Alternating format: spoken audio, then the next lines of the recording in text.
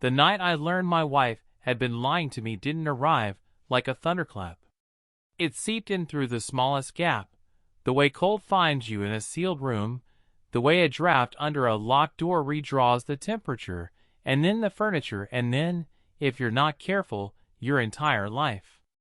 There was no lipstick, no perfume I couldn't place, no cinematic half-whispered phone call in the hallway.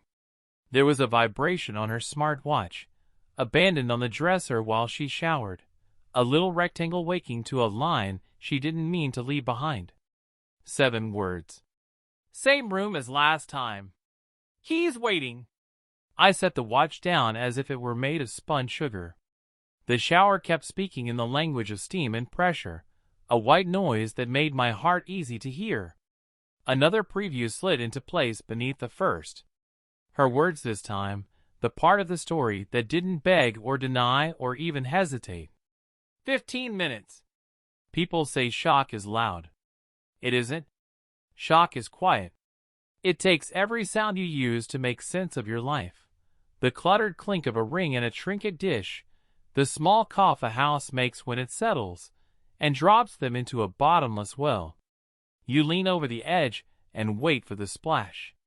It doesn't come. I crossed to the window and stared at our dependable street. The neighbor's porch light burned with its old stubbornness, carving a wedge of yellow into the maple shadows. A slow car drifted by the curb, and the city, great and indifferent, kept moving. I tried to match it. I failed. She came out of the bathroom in a cloud of mint and heat, hair twisted into a towel crown. "Long day?" she asked, and I said yes because the truth had not yet learned how to use my mouth. She kissed my cheek and tasted like steam. She dressed in a softness I had once mistaken for honesty. "Emails downstairs," she said, and I told her I might work on tomorrow's deck. We were an economy of plausible sentences. We had been for a while. When she patted down the stairs, I opened my laptop. I had never looked at her cloud backup. That absence was the cornerstone of my faith, the right not to check. I revoked it, not because of a single preview on a screen, but because a quiet part of me had been chewing on a truth for months and finally learned how to swallow. There had been wellness, evenings that needed extra makeup remover, trips extended by a day in a city with no reason, new perfume, and new silences. Faith can survive a lot. It can't thrive on paperwork it's not allowed to read. Photos render faster than words. The thumbnails winked into a grid, dates, rooms, frames where the mirror caught more truth than the lens meant to. Hotel mirrors are honest like crime scene photos. No flattering angles. No mercy for what insists on being seen. In 3 live photos, the mirror caught a kiss the camera tried to crop out. An arm. A jacket. A phone case with a spiderweb crack. I leaned closer and felt the cold familiarity bloom in my bones. I knew that crack. Caleb. The man I called my brother when investors pretended their money was love. The co-founder I'd bought a leather jacket for the night we closed our Series A. Something that can survive spilled bourbon and bad decisions. I joked. He'd laughed. We were a rooftop kind of loyal. We were. I shut the laptop and stared at the ceiling until my eyes watered. A hairline fracture above the bed looked like a river on an old map. The kind that promises a route to the ocean if you're willing to get lost long enough.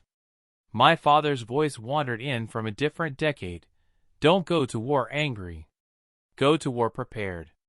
Cruel advice to receive from memory at a moment like this, but grief never bothers to be polite. It walks into whatever room it wants. Downstairs, a chair scraped quietly.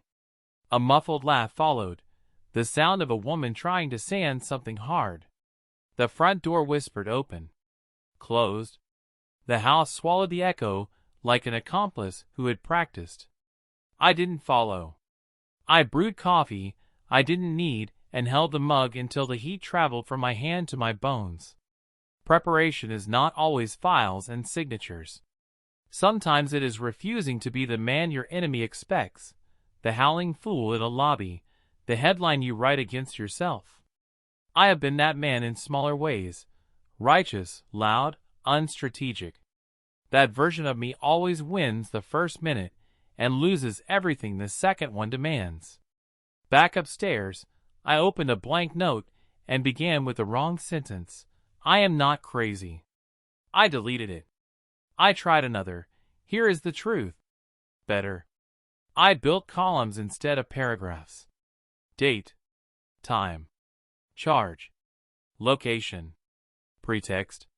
You would be surprised how quickly a pattern appears when you stop begging your life to be something other than it is. Her wellness Tuesdays lined up neatly with room service at 017. Caleb's expense reports included a recurring euphemism. Client follow-up. In a zip code where we hadn't had a client in a year. My own calendar, embarrassingly available to the betrayal I paid for, showed the polite holes where trust had gone to nap. At 1:14 a.m., my bank app lit with a ride-share charge that wasn't mine. At 1:27, the alarm pinged the front door. At 1:29, she paused in the bedroom doorway long enough to study the shape of my fake sleep. I'm not proud of that performance. I am proud that pride didn't speak before strategy. She showered again. The mint came back. The towel crown returned. The mattress sighed when she climbed in, a sound like a witness who knows the story but refuses to tell it until the lawyer arrives. She faced the window. I watched the 6 inches of mattress between us become an ocean you can cross with a whisper when you're in love and drown in when you're not. Sometime near dawn, my body stole an hour of sleep from my mind. The kind of hour that doesn't rest you so much as reset your willingness to stand up. Morning pretended to be ordinary. She moved through the kitchen with choreography. Kettle, oats, berries bleeding pink into the sink. The smell I used to call storm after heat hung around her wrists. Today it smelled like alibi. We spoke in bricks you could build a marriage out of if you squinted. Groceries, schedules, that neighbor's porch light still burning wrong. When she kissed my cheek before leaving, I learned grief can feel like a thumb pressed into a bruise to see if you flinch. I waited until her car's sound dissolved into the street's larger hum. Houses have a very particular silence when someone has just left them. This one felt like the inside of a bell the second after it struck. Not quiet, exactly, but full of vibrations deciding whether to go on. I opened the laptop and converted proof into a shape that doesn't argue. Screenshots are for fights. Timelines are for judges, directors, auditors, the part of yourself that doesn't trust your voice when it's shaking.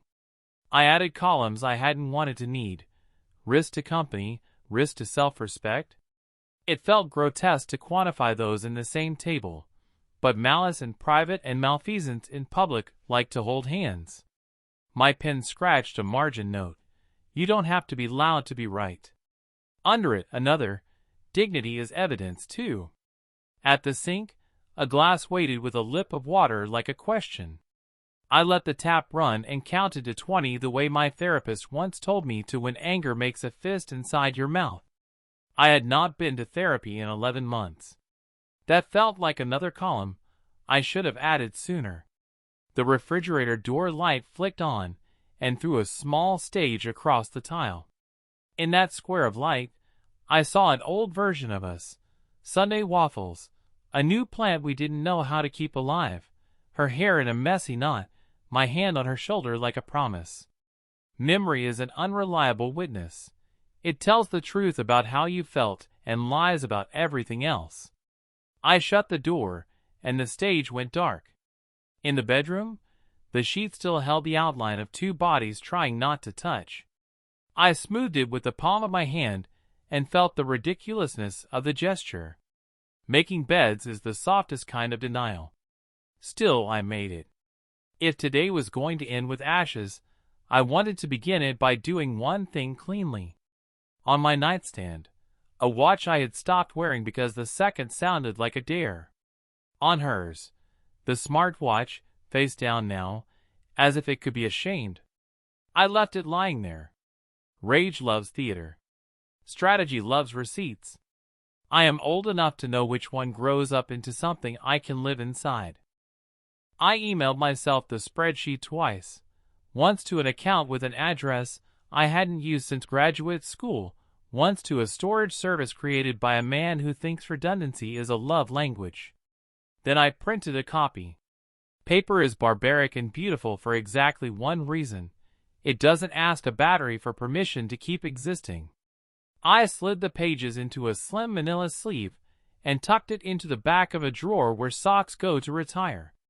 At the kitchen table, I drew a box around 4 words: private, public, legal, safe. 4 fronts. Privately, I would withdraw affection, access, the ordinary proximities she used like unregistered credit. Publicly, I would create light where our life had loved shade, not gossip, not spectacle, just the kind of measured sun that makes mold choose a new home. Legally, I would not step anywhere I couldn't defend the imprint later. Safely, I would put copies of everything somewhere a fire could not reach. The house listened. Some houses do. The good ones learn your name and hold it with both hands when you forget how to answer to it yourself. I walked room to room like a person taking inventory after a storm. The framed photos had a way of looking at me without blinking. Vacations arranged themselves into a chorus of poses. Us on a cliff, us by a fountain, us in a market where vendors draped pomegranates like jewelry. None of those people knew what I knew now.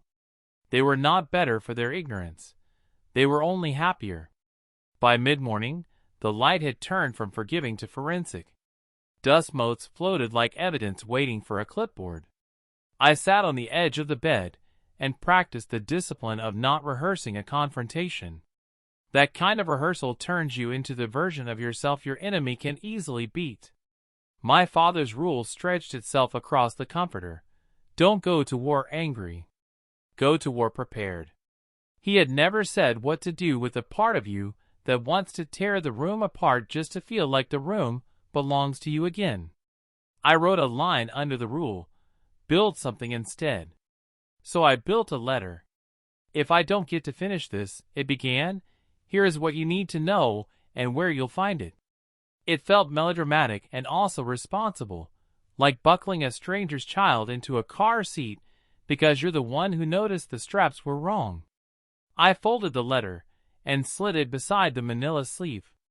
Later, when the sun went down, both would go somewhere the house could not protect, and the people who loved me would not be asked to guess. Lunchtime arrived and left without either of us crossing it. My phone remained prim and quiet, a rectangle too polite to make trouble on my behalf. Hers did not ping from the counter or the hall table, which told me more than if it had. I imagined the screen in her palm lighting a different room in a different part of the city, the small theater of a hotel table lamp making her face look softer than truth. The image made me sick and then, quickly, bored. Boredom is a better fuel than fury. Fury burns hot and leaves you stranded. Boredom is a slow engine. It will take you through terrible weather. I washed a plate that didn't need washing. I threw away a sauce packet that had expired last spring. I moved 3 books from a stack to a shelf and felt the minor relief of giving gravity a new instruction. When I finally sat down again, the spreadsheet looked less like pain and more like architecture.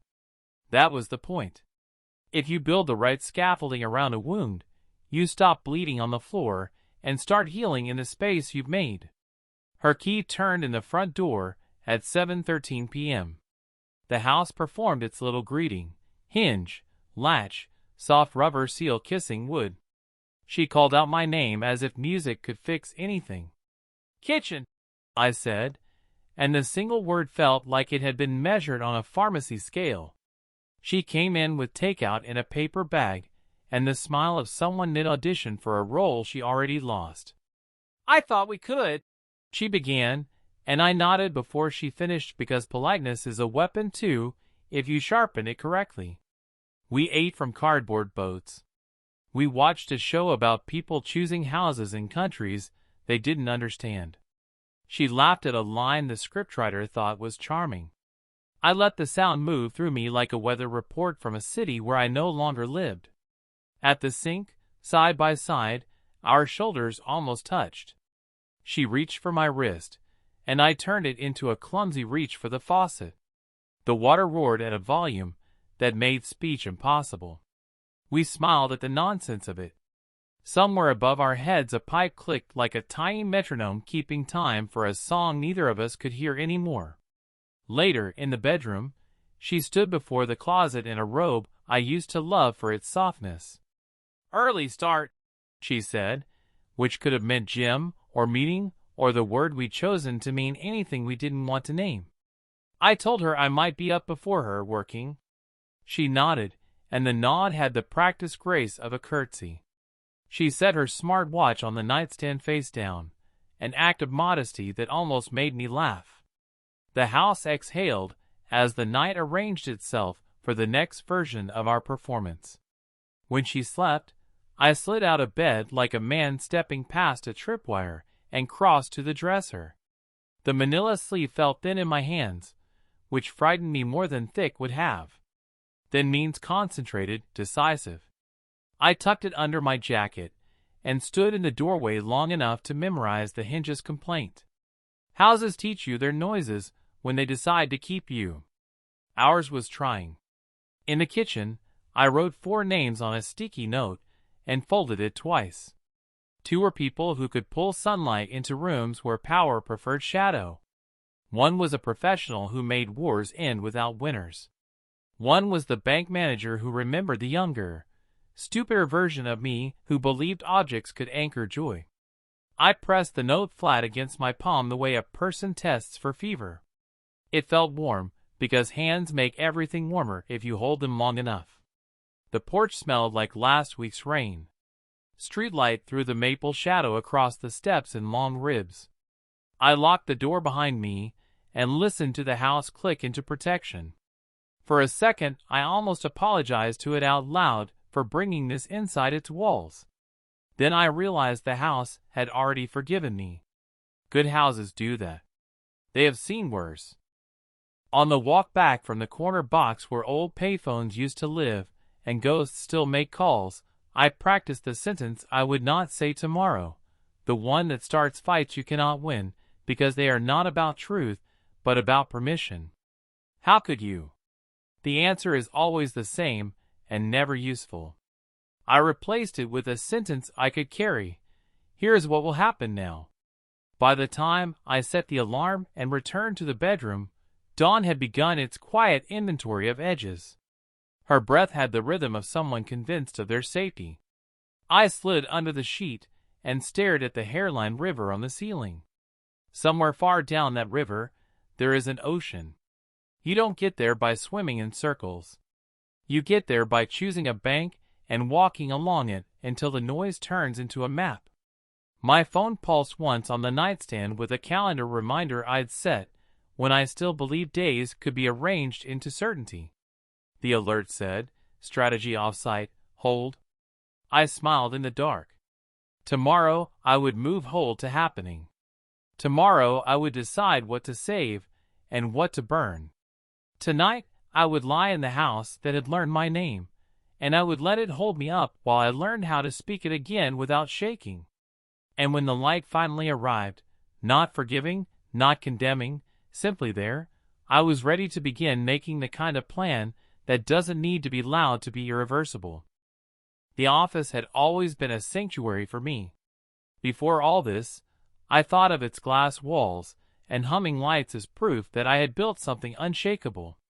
The company was my second skin, my other home, the one place where certainty still breathed when the rest of life felt chaotic. That illusion shattered the morning I walked through the revolving doors carrying the knowledge of what my wife and my co-founder had done together. It wasn't the kind of knowledge you could keep in a separate drawer. It followed me through the lobby, rode the elevator, and sat down with me at the long polished table in the boardroom. Everyone else spoke in the language of markets and projections, But beneath their words I could hear a second track, the one where Caleb and my wife had stolen something more intimate than money. When I first saw him that morning, Caleb's grin hit me like a weapon he didn't know he was holding. Same easy charm, same posture of a man who never worries about where he stands. But I saw the jacket. That damn leather jacket I had bought him years ago. It hung on his shoulders like a confession only I understood. Every time the cracked phone case on the table caught the light, it was as if the universe had underlined my humiliation. He leaned toward me, voice low, confident, just like always. "We'll crush this quarter," he said. "They'll eat out of our hands." I smiled. It was automatic, the kind of muscle memory you build when you've stood next to someone for half a decade. But inside, a new muscle was flexing, one built from restraint. My father's words hovered like a quiet supervisor. Don't go to war angry. Go to war prepared. So I prepared. Meetings blurred together. Metrics, forecasts, compliance checks. Caleb spoke fast, decisive, charming. The directors leaned in when he did, nodding like students who wanted to prove they'd done the reading. But I wrote my own notes, not about revenue or pipelines, but about behavior. Which board members looked at him with admiration? Which glanced at me, measuring whether I had noticed something? Which shifted uncomfortably when the numbers didn't quite align? The company wasn't just spreadsheets and growth charts. It was reputation, trust, the perception of who truly carried the weight. For years, I had shared that weight with Caleb. But now I saw the hairline fractures, the pauses in his sentences, the way his assistant asked about meetings he hadn't put on my calendar. He was trying to move me out of the center. I could feel it. And now, with my wife in his orbit, he probably thought he had already succeeded. I didn't confront him. Not yet. I sat in my office, the city spread beneath the windows like a board game, and began to shift pieces quietly. First, the timeline. I rebuilt it, cleaner, sharper, with dates and expenses tied not only to my wife's absences but to Caleb's. His business dinners. His sudden client trips. The receipts aligned like soldiers on a field. I had evidence, not of adultery in a legal sense, maybe, but of corruption in spirit, deception in practice, betrayal in every sense that mattered. Second, the allies. I reached out to Anita, one of our earliest investors, a woman whose sense of smell for weakness was sharper than any bloodhound.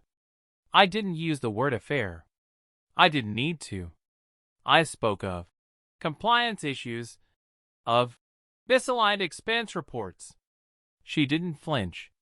"Bring me the documents," she said, "before the next board meeting." That was all I needed to hear. Third, the image. I stopped speaking as Caleb's partner. No more "we" in my sentences. I let I carry the weight. In public, in meetings, in emails. Subtle, but powerful. People notice shifts in language even if they don't realize they do.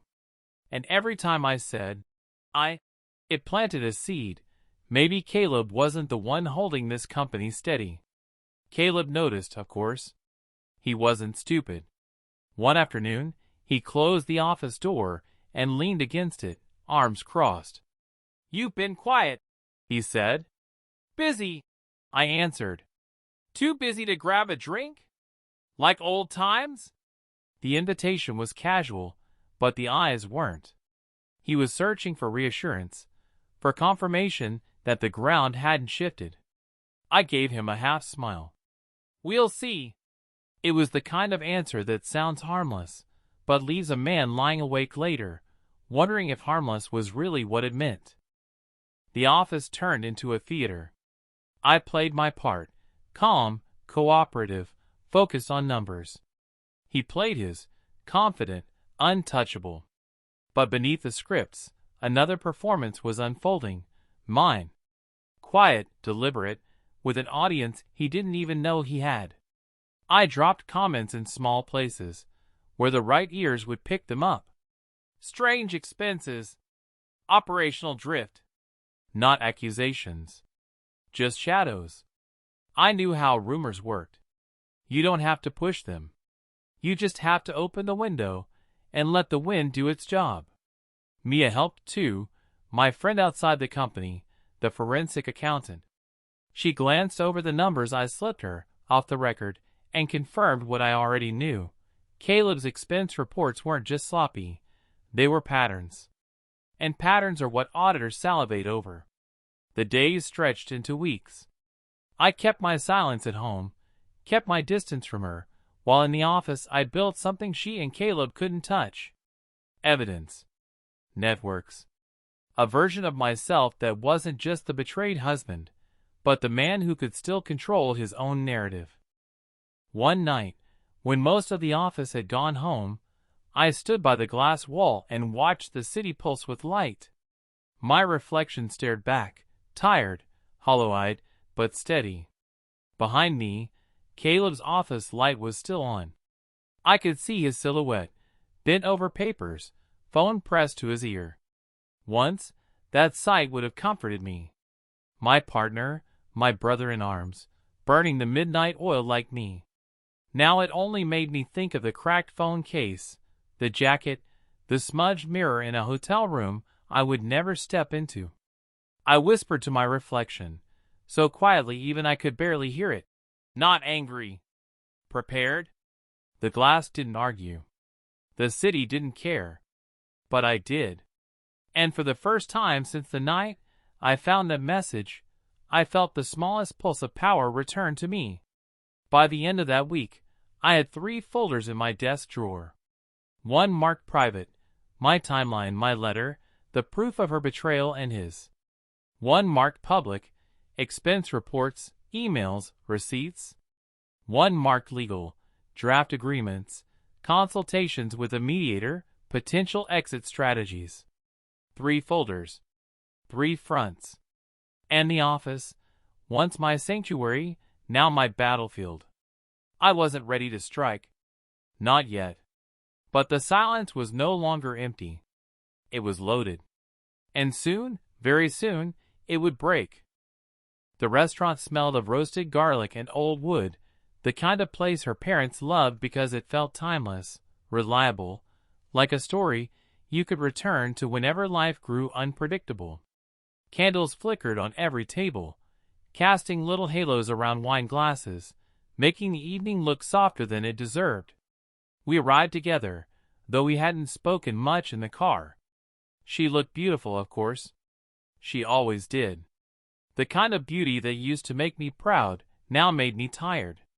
She smiled when we walked in, her hand brushing mine as if contact could erase weeks of silence. I let it happen. I let everything happen. Because tonight wasn't about avoiding pain anymore. It was about delivering truth. Her parents beamed at us. Her father clapped me on the shoulder, proud, oblivious. Her mother kissed my cheek, whispering how happy she was to see us. Doing well. I smiled. I played my role. I sat at the long table, plates already waiting, wine already poured. For the first 20 minutes, I let the evening behave like any other family gathering. Toasts. Laughter. Polite questions about work, about travel. My wife answered quickly, smoothly, never faltering. She was good at this performance. She had rehearsed it for years. But I had rehearsed too. When the waiter cleared the appetizers, I tapped my glass lightly. The sound cut through the chatter, polite but firm. Heads turned. Candles trembled in the draft from the kitchen door. My wife froze, her fork still in her hand. She knew. Somehow she already knew. I just want to thank everyone, I began, voice steady, tone warm. It means a lot to sit here surrounded by family and friends who care about us. Marriage it's a leap. And you hope when you leap, the ground is still there when you land. Nods. Smiles. Her father raised his glass. My wife's knuckles whitened around her napkin. I've been doing some thinking these past weeks, I continued, about truth, about loyalty, about what it means to trust the person beside you, not just with your heart, but with your future. And I realized. I reached into my jacket. Her eyes widened. She shook her head, almost imperceptibly. Her lips formed a tiny, desperate please. Sometimes the truth needs to be shared, even if it hurts. I pulled out a folder. Not the entire archive. Just enough. A printed page of expenses, 2 photographs, 1 screenshot. Proof distilled into something simple, undeniable. I placed it on the table. Slowly. Carefully. Like setting down a weapon. Her mother leaned forward first, eyes narrowing, lips parting. Her father followed, squinting at the paper. A hush spread over the table, the kind of silence that doesn't invite anyone in.